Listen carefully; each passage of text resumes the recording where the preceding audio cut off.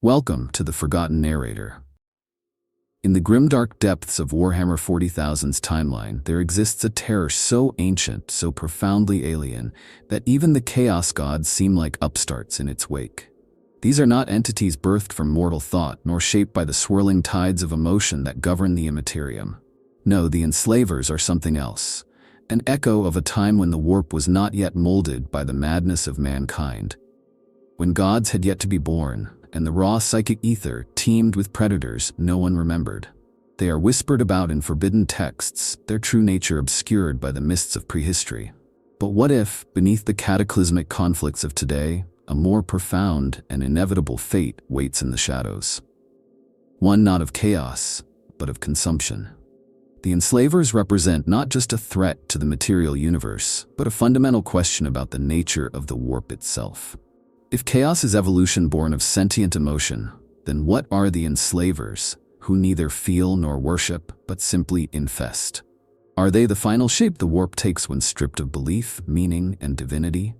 A psychic cancer with no ideology and no master, only the primal urge to spread? In a galaxy forever at war, perhaps the most horrifying enemy is not the one with a face and a name, but the one too vast, too old, and too indifferent to even know we exist. Before mankind dared dream of the stars, before even the ancient Eldari carved their empire into the void, the galaxy trembled beneath the weight of titanic forces locked in eternal war. At the heart of that forgotten age were the Old Ones and the Necrontire, two primordial civilizations locked in a conflict so vast and apocalyptic that its shockwaves reshaped reality itself. Amid the smoldering ruins of this war in heaven, something stirred. Something ancient, opportunistic, and utterly alien. The Enslavers were not born of that war, but they thrived in its aftermath, slipping through the breaches that tore the veil between real space and the immaterium. Like carrion birds feasting on a battlefield long after the soldiers have died, they emerge to feed upon a galaxy made vulnerable by devastation. The Enslavers have no name in any living tongue. What fragments remain, blasted into the memory banks of derelict Xenos constructs or scrawled in the madness of pre-imperial texts, speak of entities that infiltrated through psychic wounds, following the screams of dying gods. They require no fleets, no armies, no weapons. They come when the warp grows too loud, when psykers cry out and the veil thins. A single powerful mind is enough to draw them. Once inside the material realm, they bloom like rot beneath the surface, spreading tendrils of influence that subvert, dominate, and hollow out any who draw breath. They do not build, they do not conquer, they infest. The collapse of the Old Ones' empire marked the first known age of the Enslavers. The Old Ones, for all their power, were deeply enmeshed with the warp. They used it to shape life, to seed worlds, to command reality itself. But such manipulation had consequences. As the psychic saturation of the galaxy intensified, the warp boiled into chaos. The Enslavers, drawn by this surging feast of thought and soul, crossed over in force. Some Xenos legends speak of entire worlds collapsing into themselves under the weight of mass possession. Civilizations that had lasted for eons were devoured in a single generation. The Old Ones, masters of life, found themselves facing parasites they could neither reason with nor unmake. The term Enslaver Plague was coined later, during the dark age of technology, when mankind's own psychic bloom became a beacon for these nightmare creatures. As human psykers emerged in greater numbers, so too did the frequency of unexplained disappearances, madness, and mass possessions. Entire colonies went silent. Fleets returned to find only twisted husks, their populations reduced to glassy-eyed vessels of an alien will. In a time when humans had reached technological godhood, their downfall began not through war, but through a contagion of the soul. The Enslavers did not merely kill, they hollowed. And from within those husks, they reached for more. What makes their origin so disturbing is the implication that they did not come from elsewhere. They were already there, always there, hidden within the tides of the warp, like deep-sea predators in a sunless abyss. They did not evolve from thought or belief like the gods of chaos. They are older than belief. They are what the warp was before mortals gave it form, a place not of dreams or nightmares, but of raw, unthinking hunger. The Enslavers are not invaders of the warp. They are its native children, and the galaxy was merely unlucky enough to awaken them. To describe the enslavers in biological terms is to scrape the very edges of mortal understanding. They are not made of flesh in any way that matters, and yet they manifest in forms that suggest living purpose. Pulsing, bloated things of glistening membrane and pseudopodic reach, always in flux, always growing. Their bodies shimmer with a faint, oily sheen that catches the eye like a mirage, as if even light rebels against fully revealing them. These forms are not their true selves, merely the shadows they cast into real space. Their essence lies deeper, anchored in the tides of the warp, their minds unfolding across dimensions where our thoughts cannot follow. The enslavers reproduce through a grotesque and insidious process that is as much psychic as biological. They infect psykers, not just in body, but in soul. A single psychic beacon, whether desperate cry or uncontrolled emission, acts as an irresistible lure. The enslaver does not travel in a straight line through space. It flows through the tear that the psyker opens between realms, pouring itself into reality like pus through a wound. Once inside, the enslaver roots itself in the psyker's mind, overriding it entirely, twisting it into a living conduit. From that host, it births others, spreading not by gestation, but by contagion. Every mind it touches becomes a node, every node a door, and every door opens into horror. This is what makes them so dangerous. One is enough, just one. It only takes a single psyker to open the way. The enslaver does not need warships or armies. It is the war. It turns the flesh and will of its victims against their own kind. Soldiers fight under enslaver control with the same skills they possessed in life, but now utterly devoid of fear or mercy. Scientists become saboteurs. Commanders turn fleets into weapons of friendly annihilation. Worse still, their psychic influence is not linear. It branches, grows, echoes. Minds connected by familial bonds, by psychic rapport, even by deep emotional resonance, can become infected without direct contact. It is domination by resonance, an invasion through the soul. Even their physical forms, once manifest, defy logic. They pulsate with unnatural life, expanding and contracting as if breathing not air, but thought. They sprout barbed limbs and sensory stalks at will, each a probe into the minds around them. Their touch burns not with heat, but with memory. Victims speak of their worst fears erupting into vivid hallucinations before total subsumption. Time becomes elastic near them. Days stretch, moments flicker. The laws of physics bend under the pressure of their presence, not through any conscious manipulation, but as a side effect of their interdimensional nature. To be near an enslaver is to stand beside a crack in reality and feel the sea of madness below. They communicate, if one can call it that, through waves of raw will. They do not speak or think in words. They impress desires onto their victims, commands that feel like instincts, compulsions that feel like free will. Resistance is rare and temporary. The longer one remains in their aura, the more the self dissolves. Memories fade, replaced by artificial loyalty. One becomes a puppet whose strings are etched into the nervous system. Death is often the only release. There is no known limit to how many beings a single enslaver can control. Entire cities have moved in lockstep under their will. The larger the population of psykers or latent psychic individuals, the more explosive the infestation. And once multiple enslavers are present, their powers amplify one another. They do not compete, they synchronize. The result is not an army, but a hive, conscious, malevolent, and growing. And yet, they do not seem to enjoy suffering, nor do they revel in it as the demons of chaos do. There is no ideology, no faith, no art of torment in what they do. Their parasitism is cold, methodical, and inevitable. They do not hate, they do not care. They are hunger, codified into being, wrapped in the illusion of form. And that, perhaps, is what makes them the most terrifying of all warp-born entities. They do not seek to punish or convert. They simply arrive and everything else ends.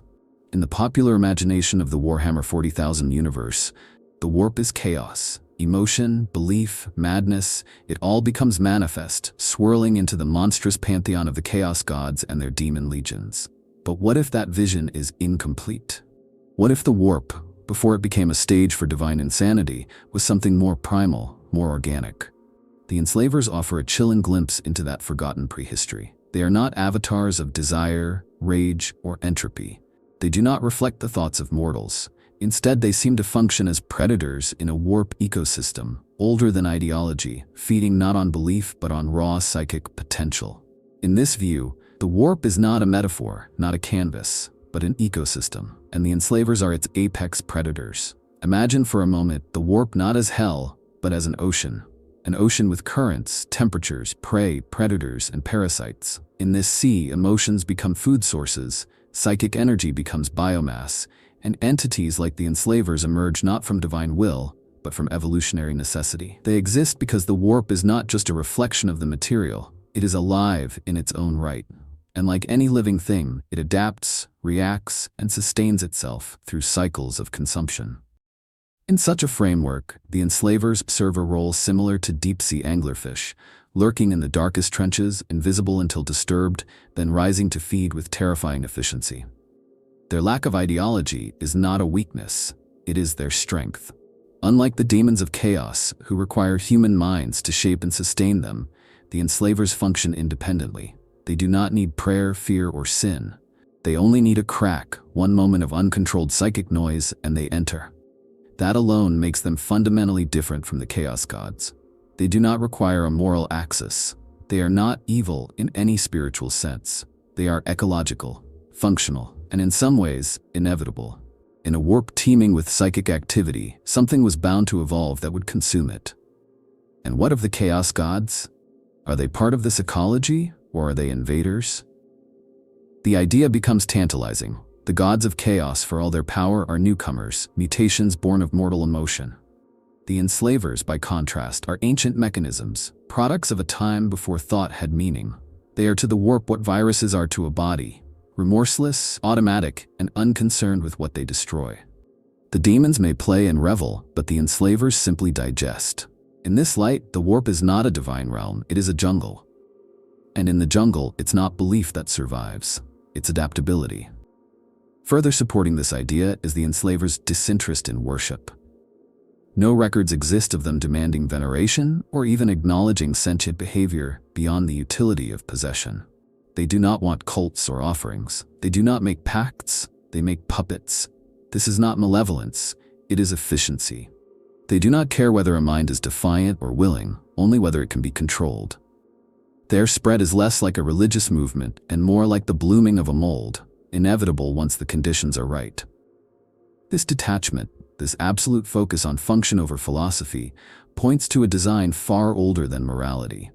It suggests a warp in which survival, not meaning, was the first law. If the warp once teemed with such entities, it is possible that the rise of chaos actually suppressed them. The gods of chaos dominate the warp through sheer psychic mass, billions of minds funneling emotion into godhood every second.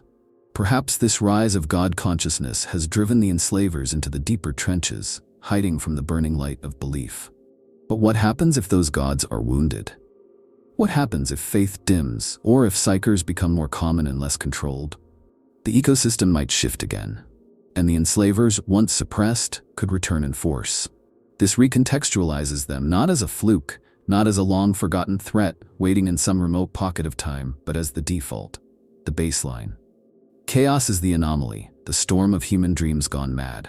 The enslavers are the tide beneath it, a tide that does not need to win, it only needs to wait. The old ones were not simply an ancient race, they were architects of reality, masters of life, sculptors of the warp's very resonance. Their knowledge of biology, psionics, and the immaterium was so advanced it bordered on divinity. They seeded life across the stars, creating vast ecosystems and uplifted species to sapient purpose. But like all gods who meddle too deeply, they sowed the seeds of their own downfall. In their arrogance, they used the warp as a tool, a bridge between minds, a font of creation. But tools can break, and bridges can crumble. When the war in heaven ignited between the old ones and their rebellious creations, the Necrontire, now the soulless Necrons, it was not just a physical war. It was metaphysical. The warp itself began to scream. In the fury of that conflict, the old ones made their final, fateful gamble to weaponize consciousness. They created new races, engineered for psychic resonance, trying to turn the warp against the soulless Necron legions. The Krork, savage and strong, were designed for war. Others, like the Eldari, were born with minds that burned like stars in the immaterium. The plan was bold, brilliant, and doomed. Because the warp is not a passive field. It is reactive, it remembers, it feeds, and with every psychic species unleashed, the immaterium roiled with greater turbulence, birthing tempests of thought and passion never seen before. Into that maelstrom came the Enslavers. They arrived not as an invasion, but as a bloom. Like a plague that had always lain dormant, waiting for the right conditions. The Enslavers fed on the psychic overgrowth the old ones had so carefully cultivated. Where once a quiet garden of sentience grew, now the forest was ablaze with uncontrolled psionic fire. And the Enslavers were the flame's answer. Entire worlds vanished into silence. Societies designed to be interlinked through empathy and shared psychic communion were shattered as those very connections became the conduits for infection. A single corrupted mind could unravel an entire planetary network in days. The old ones, who had shaped the warp as one might a canvas, were now being devoured by the things that lived behind the paint. What is perhaps most chilling is the speed of the collapse. In histories reconstructed from Eldari crystal libraries and fragmented Necron data stacks, the Enslaver plague appears almost instantaneous in scope. One moment, the old ones were fighting a losing but strategic war against the Necrons. The next, they were simply gone. Their temples, their cities, their biological wonders, left hollow. It was not just death, it was erasure. So complete was the Enslaver's possession that in many cases, nothing was left to recover. Not even corpses. Just silence. In the grim record of Warhammer's galaxy, this moment stands as one of the few times a civilization did not merely fall, but vanished. Some believe the Enslavers were the final blow that ended the war in heaven. Not the Necrons, not the Satan, but these silent predators who did not care about victory or ideology, only saturation. The Necrons, lacking souls and immune to warp possession, were untouched. But what was there left for them to rule? A galaxy empty of life, stripped of psychic resonance, reduced to echoing ruins. In this interpretation, the Enslavers won not just a battle, but reshaped the galactic trajectory itself. They ended an age not through conquest, but through consumption. The few races that survived, most notably the Eldari and the Orcs, or their progenitor species, the Krork, did so not by defeating the Enslavers, but by outlasting the storm. The warp calmed as the psychic population diminished. With no minds left to infest, the Enslavers receded, fading once more into the abyss. But the damage was done. The warp had tasted what mass consciousness could provide. The Enslavers had proven what it could take. In that context, the Old One's demise becomes a tragic parable. The brightest minds of the galaxy, undone not by their enemies, but by the very psychic light they lit too brightly. Their fate is a warning. The warp is not a tool, it is not a friend. It is a sea filled with teeth, and if you call too loudly across its waters, something will answer. The Chaos Gods loom large in the mythology of the Warhammer 40,000 universe, gargantuan entities forged from the cumulative psychic outpourings of mortal civilizations. They are, in essence, humanity's children, born from fear, lust, rage, hope, and despair. Yet for all their power and dominion over the warp, one cannot help but ask, what do the Chaos Gods make of the Enslavers? Are these ancient predators rivals, relics, or perhaps something far more disturbing? Reminders that even gods have predators. It is difficult to imagine the Enslavers worshipping or fearing the ruinous powers. They do not bend knee, do not cry out, do not supplicate or offer tribute, nor do they challenge the Chaos Gods directly. They simply operate on a different axis. While daemons fight for influence, pleasure, and dominion, the Enslavers expand with quiet inevitability. It is not war. It is osmosis, and therein lies the threat. The Chaos Gods depend on sentient emotion. They require war, faith, and obsession to thrive. But the Enslavers consume minds without regard for belief or identity. They turn psykers, the very lifeblood of chaos, into hollowed-out husks. They do not corrupt with temptation. They erase.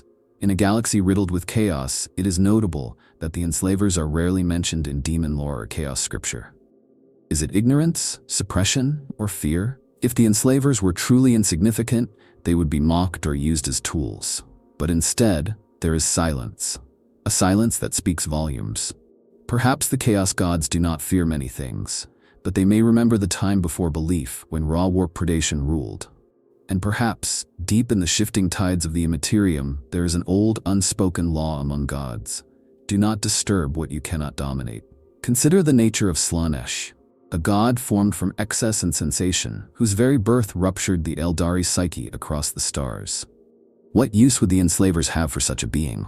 They do not desire, do not crave. Slanesh's temptations would fall on deaf minds. Khorne, the blood god, thrives on rage in battle. But the enslavers do not rage. They infiltrate and pacify, turning armies into docile extensions of their will. There is no glory, no martial contest, only submission. Tzeentch, master of change and manipulation, might admire their subtlety, but their goals are antithetical. He plots toward a future, while they unmake futures entirely. And Nurgle, patron of rot and despair, finds joy in stasis. But the enslavers do not preserve. They consume and move on. It becomes clearer then that the enslavers are not allies or adversaries in the traditional sense. They are a structural threat to the chaos paradigm. They represent an older, colder order, a time before emotion became godhood, when the warp was an ocean of instinct and hunger, not ideology. To a chaos god, the enslavers are not a competitor to be fought. They are an existential error, a glitch in the divine simulation. A force that does not acknowledge the god's rule because it predates the concept of rule itself. One might even argue that the enslavers, should they return in force, would do what the Imperium, the Eldari, and even the Necrons never could. They would starve the gods. Every psyker turned into a conduit for the enslaver infection is one less soul crying out in hope, terror, or rage. Every mind silenced is another spark removed from the flame of chaos. If the enslavers were to sweep across the galaxy unchecked, the warp itself might change. The psychic tides could cool, flatten, stabilize, not from peace, but from depletion. There are whispers in some corrupted texts that certain daemons fear this fate above all. Not death, not banishment, but starvation. Obsolescence. The chaos gods are not infinite. They grow and change with the flux of mortal minds. But if those minds are stolen, hollowed, and rewritten, what then? What happens to gods when no one dreams? When no one fears? When no one believes? The enslavers do not need to fight the chaos gods. They simply need to continue. Quietly, methodically, and in time, there may be nothing left to worship anything at all. In the vast, blood-soaked tapestry of the 41st millennium, every faction is locked in desperate conflict. The Imperium staggers under its own weight, chaos boils with renewed fervor, and alien horrors like the Tyranids and Necrons encroach from every corner of the void.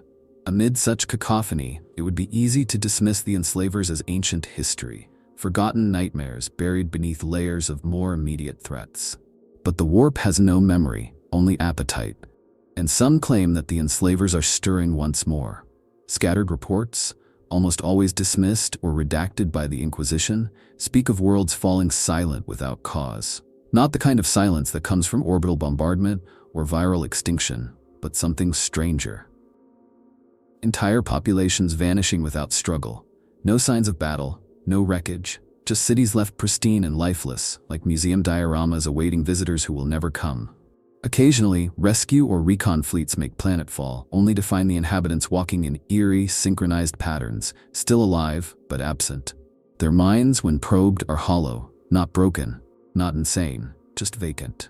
In one such case, detailed only in the fragmented logs of a destroyed black ship's convoy, a novice psyker under quarantine began to scream uncontrollably during a routine warp translation. Not out of fear or mutation, but in what observers described as a song, eerie and beautiful, echoing an unknown language with impossible resonance.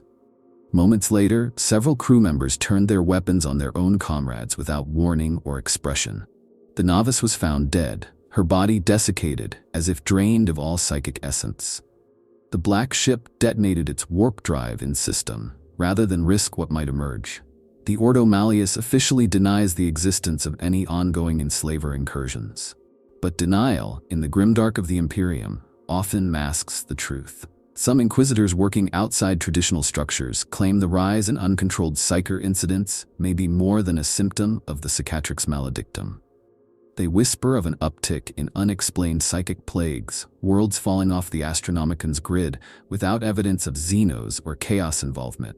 A new pattern is forming, and some believe it mirrors the ancient records from the final days of the Old Ones. For the Eldari, the signs are more spiritual than empirical. Seers on the craft worlds have reported dreams that feel like memories, echoes of a time long before their own. Dreams of skies blackened not by war, but by something deeper. Eldritch voices threading through infinity, calling to the vulnerable and the gifted. The Harlequins have begun to incorporate new symbols into their dances, twisted spirals and fractal mazes that old Eldari scholars associate with enslaver plague wards. When asked, they refuse to explain, stating only that the mouth beneath the surface stirs once more. Even among the Necrons, who exist far removed from the warp's madness, there are implications of renewed interest. Certain Toon worlds have been reactivating with unusual urgency, not in response to imperial activity or tyrannid swarms, but seemingly unprovoked. Cryptic glyphs etched into their vaults speak of the primordial hunger and soul echoes from the abyss. Some cryptechs have been observed redirecting their fleets to long-dead zones, areas marked by anomalous psychic quiet, as if searching for something they once feared or preparing to contain it again. And yet, the galaxy remains distracted. Guilliman wages war against the heretics, the Mechanicus searches for lost technologies, the Hive fleets devour the Rim. All the while, the enslavers need only a single psyker left unguarded. Just one somewhere to open the gate. The conditions are ripe. The warp is torn open by the Great Rift, psykers are born in greater numbers, and humanity's grip on sanity weakens by the day. The truth is, if the enslavers are returning, we may not recognize the signs until it's too late. They do not conquer with fanfare or invasion. They infiltrate, they blossom, and when the realization comes, when we see the galaxy has been eaten from within, it will be not with a scream, but with a whisper. What if the enslavers are not an aberration, not a remnant or relic, but a culmination? What if, rather than being a forgotten terror, they are the final shape the warp intends to take? In a universe where emotions give birth to gods and belief reshapes reality, such a suggestion seems paradoxical. But beyond the chaos of mortals, beyond the rituals and screams, lies a terrible elegance in the enslavers, a form of evolution stripped of ambition, stripped of illusion, a perfection not in power, but in function. In this light, the enslavers are not just predators of the warp. They are its destined state. Not an enemy to the gods, but their replacement. Evolution in the warp is not like that of the material universe. It is not shaped by genes or reproduction, but by psychic resonance, an ever-mutable flow of thought, desire, and fear. Entities rise and fall with the tides of sentient emotion. The chaos gods themselves are proof of this. Yet such a system is inherently unstable. It relies on constant input. Belief must be fed. Rage must burn. Despair must flourish. If that tide ever falters, if the emotional biomass of the galaxy ever thins, the gods weaken. But the enslavers need none of this. They do not change, they do not depend, they persist. Like deep-rooted fungi beneath a forest floor, they exist in a state of timeless readiness. It's a horrifying thought that the warp's true endpoint is not a pantheon, not a grand cosmic drama, but a uniform grayness of will. A quiet hunger that spreads until all individuality is extinguished. The enslavers do not just consume thought, they erase variance. Once they infest a mind, it becomes an extension of their own distributed intelligence, a networked puppet, devoid of curiosity or contradiction. In this, they are not merely predators, they are harmonizers, the final state of psychic entropy. Where chaos is cacophony, the enslavers are silence. Some theories among rogue psykers and forbidden texts suggest that the enslavers represent the warp's attempt to self-correct, to reduce the instability caused by emergent gods and infinite emotion. The warp, as a semi-conscious field, may seek balance. And when the scales tip too far, when gods rage unchecked and mortal souls become too volatile, it births a countermeasure. A virus with no ideology, just the directive to consume and overwrite. If this is true, then the enslavers are not an ancient relic, but an immune response, a failsafe. The warp's final answer to its own diseased evolution. This would also explain their resilience. No matter how many disappear, no matter how long they vanish into obscurity, they always return when the warp grows loud. Their biology, their possession tactics, their dispersal patterns, none of it changes, because it doesn't need to. Like the perfect parasite, they are already optimized. In a cosmos of infinite mutation, they alone remain constant. And what is constancy, if not evolutionary success? There is a chilling symmetry here. The enslavers infect psykers, and psykers are the highest expression of warp resonance. The very beings most in tune with the immaterium are the ones most vulnerable to its apex life form. It is as if the warp nurtures its own feast. The more advanced its children become, the more psychic they grow, the more susceptible they are to the very organism it has hidden at its core. A cruel life cycle, one that ends not in ascension, but in absorption. If the enslavers are the endgame of the warp, then every great work of psychic evolution, every shaman, every god, every miracle, has simply been a prelude, a slow accumulation of psychic mass waiting to be harvested. In this view, the warp is not a battleground, it is a trap, and every scream into its depths is just another bell tolling the arrival of the final form. We imagine the universe will end in fire, in apocalyptic war, in the death screams of dying gods. But what if it ends in quiet? In a galaxy filled with walking husks, eyes vacant, minds harmonized. No more war, no more chaos, just the enslavers, flowing from mind to mind, feeding not on hate or fear, but on the stillness that comes after the last thought fades. Psykers are the shining beacons of the Imperium, the damned vessels of chaos, and the harbingers of humanity's possible salvation, or its doom. They are lightning rods for the warp, born with souls that burn brighter than most, drawing the attention of daemons, gods, and worse. But in the eyes of the enslavers, psykers are not heroes or threats. They are not even individuals. They are gateways, biological doors to a dimension that should never touch the mortal plane. And the more psykers arise, the more doors open. Whether psykers are bait, breeding ground, or both, one thing is clear: they are the axis upon which the enslavers' invasion turns. The very nature of a psyker's gift is what dooms them. Their mind does not simply touch the warp, it resonates with it, echoes through it. The more powerful the psyker, the louder that echo. In a universe frayed by the cicatrix maledictum and polluted by rampant warp storms, psykers are being born in greater numbers than ever before. Each one is a flare in the dark. And to the enslavers, each flare is a call, a flare fired skyward saying, "Here, now, come." Unlike daemons, who must claw their way through ritual and sacrifice, the enslavers simply follow the beacon, like spores drifting toward heat. This is not accidental, it is systemic. The enslavers do not randomly select psykers. They are drawn to those with the strongest signal, the most potential. Young prodigies, untrained and volatile, are often the first taken. Once infested, the enslaver establishes a stable conduit. From there, it spreads. What begins as a psychic infection becomes a neurological disease. The psyker, still alive, still moving, becomes a living warp gate, broadcasting frequencies that bend the minds of those nearby. Their thoughts are no longer their own. Their memories are overwritten. And as their circle of influence grows, more psykers fall, drawn into a choir they cannot hear until they are singing it themselves. And this contagion is not linear, it cascades. Psykers linked through astropathic networks or psychic training institutions become vectors for remote infection. The Scholastica Psychona, Black Ships, even isolated Astartes librarians, all are vulnerable. The Imperium has created a web of interlinked psyker infrastructure to manage its vast reach, but that same network is a highway for the enslaver strain. Once seeded, it moves silently across light years, infecting without needing to manifest. Thought becomes the vector. Will becomes the weapon. Some radical inquisitors believe that this is not just a parasitic relationship. They propose that psykers may be evolving toward a form that is more compatible with the enslavers, that the rise in psychic mutation is not random, but part of a long, unseen process. A convergence. The enslavers, through millions of years of subtle infection and selection, might be influencing the development of psyker genes themselves. In this view, psykers are not just victims. They are the next stage of a hybrid life form, a union of sentient flesh and warp-born will. If true, it means the galaxy's most gifted minds are not its saviors. They are the vanguard of its assimilation. Even the Black Ships, humanity's greatest safeguard against uncontrolled psykers, may be compromised.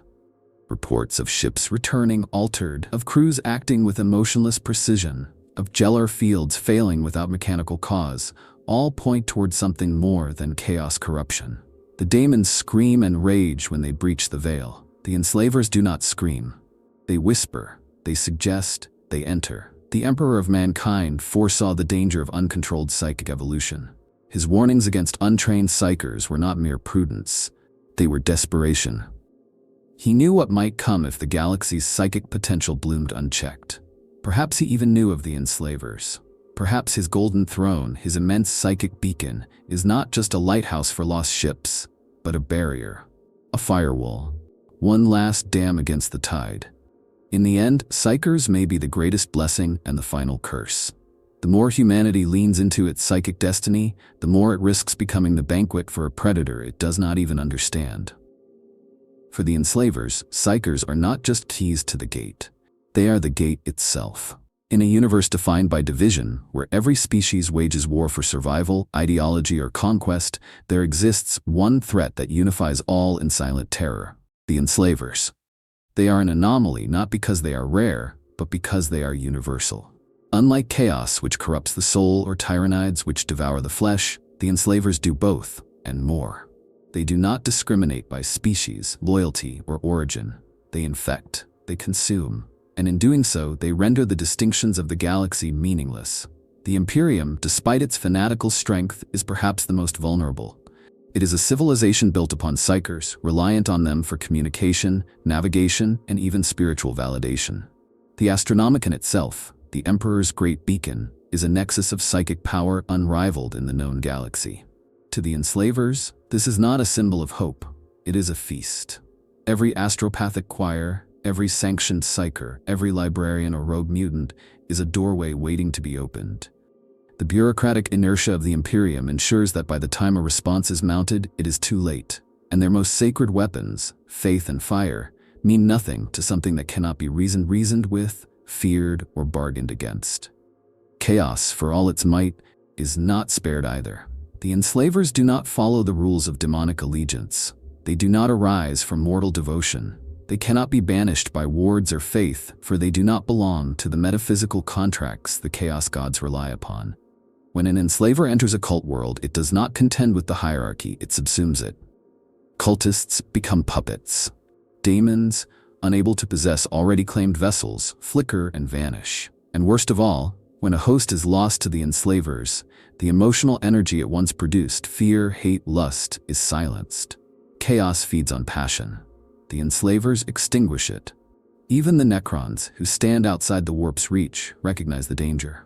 Though immune to psychic possession, their data repositories preserve dark memories from before biotransference, times when minds like theirs were vulnerable, when they watched entire sectors vanish beneath a wave of silent conformity. Necron cryptexts theorize that the Enslavers may not require psychic hosts forever, that given enough time, they could evolve the means to interface directly with technological consciousness. For a race that has spent aeons preserving its soulless continuity, the idea of a non-warp force that might override that circuitry is horrifying. The Eldari fear the Enslavers with a near-religious dread. Their long memories recall the ancient plagues, the days of wandering craft worlds falling silent, not to war, but to songs of unity whispered by voices not their own. For a race as psychically sensitive as theirs, the Enslavers are the perfect predator. The sheer resonance of a single exarch's mind can echo across entire vessels. Once that mind is claimed, the echo becomes infection. Even the Harlequins, who dance through the webway beyond the warp's reach, acknowledge the Enslavers as something outside the cycles of chaos and order. Their performances never mock the Enslavers, they only warn. Tyranids, often thought immune to warp-based threats due to the shadow they cast, are not guaranteed safety either. While their synaptic network protects them from conventional warp incursions, it is still a psychic lattice. Should an enslaver breach that web, perhaps through a captured zoanthrope or a corrupted node, it could potentially hijack the hive mind's will. Imagine a tendril of the Great Devourer turned inward, devouring itself in service of an alien intelligence that does not feed, but replicates. And the orcs? They are more resistant than most, not through design but through the chaos of their gestalt field. Their collective psychic presence is erratic and diffuse, making direct possession harder. But not impossible. An orc war boss, infected and used as a node, could turn entire tribes into mindless thralls, driven not by instinctual violence, but by an alien will that neither shouts nor fights, only absorbs. In the face of the enslavers, even alliances become meaningless. Theirs is not a war that can be fought in trenches or skies.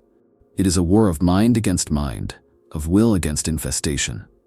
And because their approach is silent, because their arrival marks not the beginning of battle but the end of resistance, there is no preparation, no defense, only delay. In this sense, the enslavers represent not a faction, but a force of cosmic leveling, a biological inevitability that comes not with conquest, but with conclusion. In their presence, all flags burn to the same ash. All songs end in the same silence. There are truths in the galaxy too dangerous to be spoken, too corrosive to be known. The enslavers fall into this category, not because they are unknown, but because their memory is buried beneath deliberate silence. But the galaxy forgets nothing. It only hides. In the dusty vaults of forbidden inquisitorial archives, in the fading glyphs on Necron tombs, and in the wordless dances of the Harlequins, traces of the enslavers remain. Clues not just to what they were, but to the dreadful possibility that they are returning. In the hallowed ruins of a dead Eldari maiden world, there exists a series of crystal domes buried deep beneath the soil, an ancient theater of memory untouched by light or time. There, among the echoes of a race undone by its own passion, plays a silent performance in repeating loops. Dancers, formed of light and resonant wail, trace spirals in air, their steps ending always in collapse. The final gesture, a hand raised to the temple, then lowered to the heart, repeats endlessly. Some Eldari scholars interpret this as the soul's descent into a prison of unity. Others say it is a warning. When the dance ends, the mind is no longer one's own. Across the galaxy, similar symbols emerge. In the fringes of the Segmentum Obscurus, a wandering ecclesiarchy missionary records villages where people sleepwalk through entire days, performing chores they do not recall, repeating phrases they claim are dreams. In these villages, holy icons twist subtly, saints depicted with multiple, overlapping eyes, their halos bent into spirals. The ecclesiarchy burns such heresy with holy fire, but some among them whisper of the Grey Gospel, a rumored cult text describing not damnation but assimilation. It speaks of a song not sung but remembered, a will not forced but suggested. The Necrons, cold custodians of galactic memory, have records etched in forbidden stasis vaults beneath their oldest tomb worlds, glyph chains unreadable to most. But translations obtained through heretical Mechanicus rites reveal phrases of chilling simplicity: the silent bloom, the endless hand, it which takes without touch. One cryptech, later executed by his own dynasty, proposed that these were not metaphors but warnings, pre-programmed into Necron systems to avoid reawakening in sectors where enslaver infestations once bloomed. Why else, he argued, would an empire so advanced have abandoned whole galactic arms with no explanation? Even among the Adeptus Mechanicus, murmurs of anomalous machine spirit behavior grow more frequent. Entire forged shrines cease responding to hails, their systems running flawlessly but with no external communication. Data loops repeat recursive mantras, often including fragments like, "The gate opens from within," or "To synchronize is to be freed." Magi dismiss these as corruption or sabotage. But those who study techno-archaeological anomalies warn that true corruption doesn't announce itself. It integrates, perfectly and invisibly, until the difference between function and control becomes meaningless. Among radical Ordo Malleus inquisitors, a forbidden algorithm circulates, known only as the Veil Curve. It is not a prophecy in words, but in psychic math, a predictive model that charts fluctuations in the warp based on psychic activity across thousands of worlds. The curve, once dismissed as statistical noise, now aligns with increasing incidents of psychic static, mass dream synchronization, and inexplicable silences. Its final vector points toward the heart of the galaxy, toward Terra. The Adeptus Astra Telepathica keeps a database of all known psyker manifestations. Within that vault are cases never made public. Individuals who awakened with instantaneous fluency in unknown tongues, who described places no navigator has charted, who drew the same spiral patterns over and over until their hands bled. One common symptom? A compulsion to speak only in plural. We see. We remember. We are. Prophets walk the underhives, half mad, daubing their visions in blood on broken hab walls. The black ships do not take them. The black ships avoid them. The astropaths aboard whisper of voices too deep, not in pitch, but in depth, as if heard not through ears, but through the bones of reality. These prophets speak of the mouth that was closed and the time of unison. They say the gods will fall silent, not because they die, but because there will be no one left to scream. And then there are the dreams. Not just among psykers, but among regular soldiers, administrators, even children. A pattern of shared imagery. Black flowers blooming in mirrored fields, cities of glass under a sky that whispers, faceless people walking in perfect synchronicity. Dreams that do not feel like dreams, but memories of futures not yet lived. It is not prophecy, it is premonition. The enslavers do not return with armies. They do not herald their arrival, they simply grow. Their song is already in the air. You just haven't noticed you're humming it. In the metaphysical anatomy of the Warhammer 40,000 universe, the warp is not merely a dimension, it is a mindscape, a mirror, a second skin draped over the galaxy's soul. It is chaos incarnate, alive with gods formed from thought, beasts born from desire, and storms driven by emotion. But every storm fades, every fire burns out. And so the question arises, what lies at the end of this divine madness? If chaos is the warp's adolescence, its fever dream of becoming, then the enslavers may be its old age, its inevitable cooling, its entropy made flesh. There is an elegance to this hypothesis, however terrifying. The warp, left to its own devices, is a dynamic realm shaped by sentient emotion. Its gods rise and fall based on belief and passion. But these are fleeting things. Civilizations die, cultures collapse, even entire species vanish. What happens when the emotional fuel of the galaxy runs dry? When hope is no longer sung, when fear is no longer voiced? The gods starve, the daemons weaken, but the enslavers endure. They do not require prayer. They require only silence and psykers to make it echo. Imagine the warp as a great psychic furnace burning with the dreams and nightmares of trillions. For millennia, the chaos gods have fed this fire, gorging themselves on the passions of the living. But no fire burns forever. In the ashes of that furnace, something colder stirs, something that does not seek to dominate or inspire. The enslavers do not care who rules. They do not war over souls. They simply arrive when the psychic biomass reaches critical mass and begin their work, quietly, without resistance. This vision reframes the warp not as a divine realm in eternal conflict, but as a process, a cycle. First, belief, chaos and birth, then saturation, dominance and decay, and finally, harmonization, silence and consumption. The enslavers represent the final state of this process, a point beyond chaos, where thought no longer ripples, where individuality is gone, and all things are subroutines in a vast, unfeeling network of presence. Not death, but reduction. Not peace, but nullification. Even the language of the enslavers supports this theory, or rather, the absence of it. They do not preach, they do not scream, they do not even command. Their communication is impulse, integration, and replication. Their presence flattens variance. Where chaos thrives on divergence, on a million screaming philosophies at war, the enslavers enforce unity. Not ideological unity, but neurological conformity. You do not know you've been taken. You simply wake one day, and you are part of something else, something greater, colder, older. If chaos is the warp's childlike scream, then the enslavers are its whisper of resignation, its sigh after eons of madness, an instinct buried in the very field lines of the immaterium. Enough. Enough gods, enough war, enough will. Now only silence. Some philosophers on the fringes of the Adeptus Mechanicus have suggested that the warp itself might be sentient in a way we cannot comprehend, not as a person, but as a process, a cosmic algorithm seeking its own conclusion. The chaos gods were never its final form, they were its fever, and now the fever breaks. This would explain why the enslavers are so difficult to trace. They do not defy the warp, they are not outside of it. They are the warp, not in the way gods are shaped by it, but in the way air is shaped by gravity. Inevitable, unnoticed, everywhere. In this way, the enslavers are not enemies of chaos. They are what chaos fears to become. Irrelevant. The implications of this are staggering. If the enslavers represent the warp's endgame, then all of history, every war, every heresy, every miracle, has been a slow march toward psychic uniformity. The apotheosis of the soul is not ascension, it is absorption.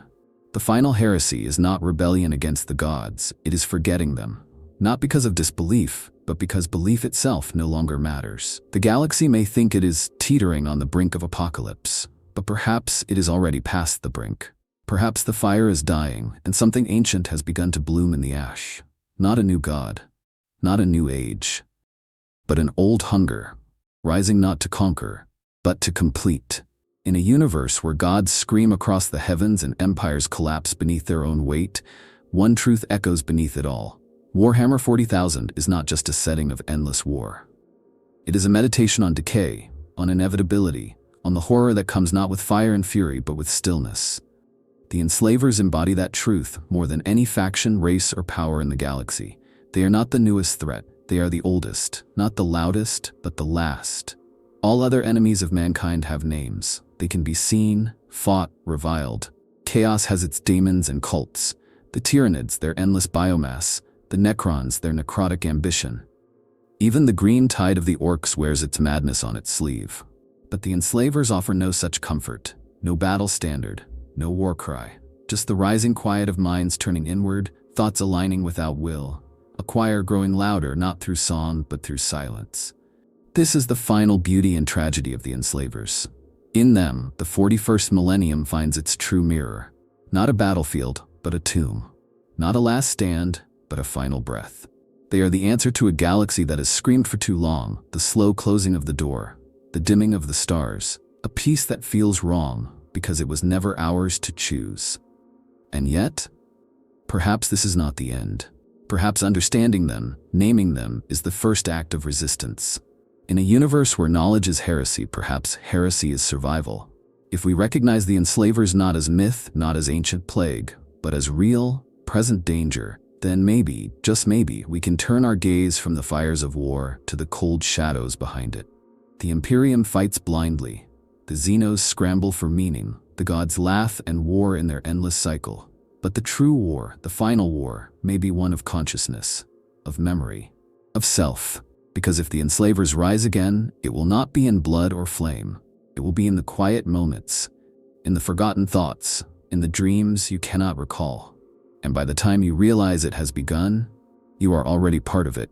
In all of Warhammer 40,000's bleak grandeur, there are few ideas as viscerally unsettling as the notion that freedom itself might be an illusion, an evolutionary hiccup rather than a destiny. The Enslavers challenged not just the factions of the galaxy, but the very concept of identity. What does it mean to be oneself when consciousness can be overridden? When the mind is not a sanctuary, but the first beachhead for something ancient, inexorable, and coldly impersonal. For most beings in the galaxy, existence is already a nightmare of constraints. The Imperium shackles its people in bureaucracy, dogma, and terror. The Eldari are enslaved by memory, the Orcs by instinct, the Tyranids by the hive mind. Even the so-called freedom of chaos is an illusion. Mortals become fuel for gods they cannot comprehend. But the Enslavers do not impose chains. They dissolve the concept of chains entirely. They remove not liberty, but selfhood. Not by force, but by alignment. This makes the Enslavers more than a threat. They are a philosophical end. They answer the question, what comes after choice, with brutal finality. Nothing. Not peace. Not torment. Just function. When they subsume a host, they do not overwrite it with a new ideology or a demon's fire. They make it coherent. All thought points in one direction. All deviation ends. And from the outside, everything continues. Machines run, cities function, even armies move. But without variance. Without conflict. Without soul. The Imperium's worst heresy has always been thinking for oneself. But even its harshest inquisitors believe in some form of individuality, if only to better channel loyalty. The Enslavers take that tiny ember and snuff it out without malice, without effort. Not through fear, but through synchronization. And perhaps this is why the Imperium fears them more than chaos itself, because there is no righteousness in fighting them. No glory. No martyrdom. Only the terrifying truth that we were never as distinct as we thought. This challenges the very metaphysics of Warhammer. If the warp reflects the minds of mortals, what does it mean when something enters from beneath reflection? Something that does not mirror, but absorbs? The Enslavers suggest that the warp is not a blank slate molded by sentience, but a layered ocean with strata of predation far older than the emotional tides stirred by humanity or the Eldari. They are not intruders in our dreams. We are intruders in their feeding grounds. Worse, there are signs that the Enslavers might be learning or adapting. While their behaviors seem immutable, certain recent incidents, buried in the footnotes of inquisitorial data vaults, speak of infestations where hosts retained fragments of identity, where possessed psykers could pass as normal for days, even weeks, before their hidden directive activated. This is new.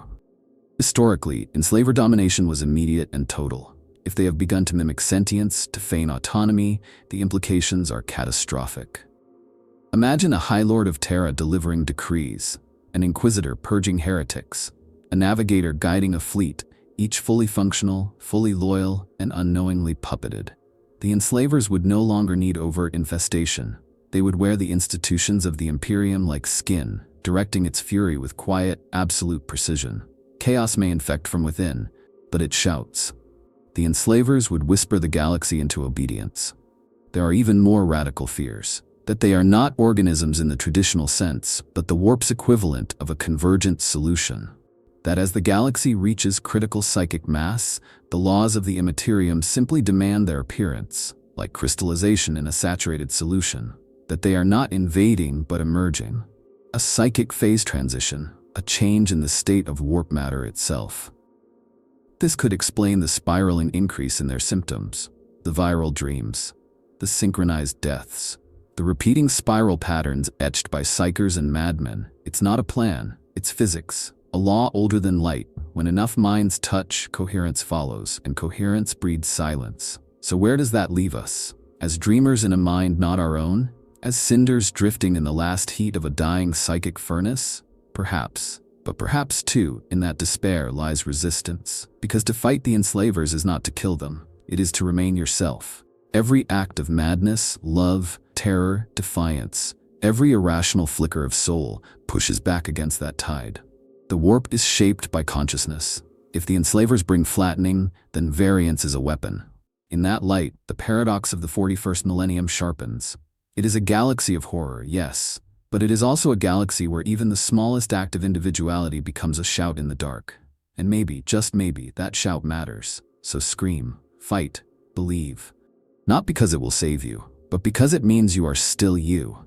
And in the long night to come, that may be the most important battle of all. So heed the spiral, watch the silence, and remember, the enemy you cannot see is not the one you have yet to meet. It is the one already inside you.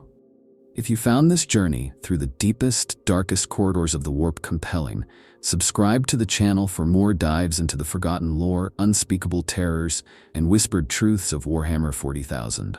Until next time, keep your soul guarded, your mind armored, and your dreams your own.